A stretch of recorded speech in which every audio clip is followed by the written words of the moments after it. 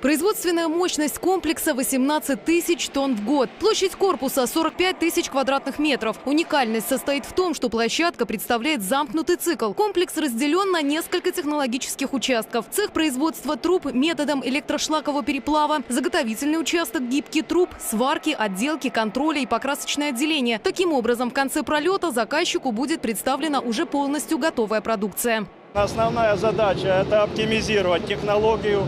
Мы доукомплектовываем корпус современным оборудованием, выстраиваем единую технологическую цепочку, которая обеспечит нам максимальное снижение себестоимости и тем самым иметь преимущество уже на рынке по цене.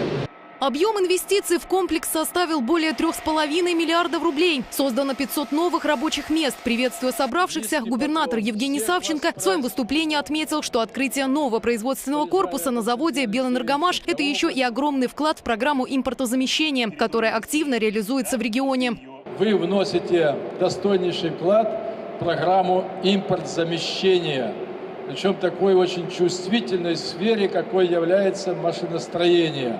Я искренне хочу поблагодарить всех и инициаторов, и реализаторов за то, что сделали этот проект реальностью. Это и инновационная площадка. Это еще раз говорит о том, что мы конкурентоспособны.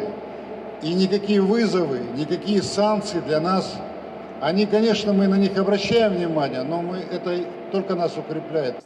Глава региона поблагодарил за работу весь коллектив «Белэнергомаш-Бзэм», а особо отличившимся при реализации проекта вручил благодарственные письма. Всего было отмечено 8 человек. Право нажать кнопку старта и запустить работу комплекса предоставили Евгению Савченко, заместителю полномочного представителя президента в ЦФО Мурату Зязикову и ветеранам производства.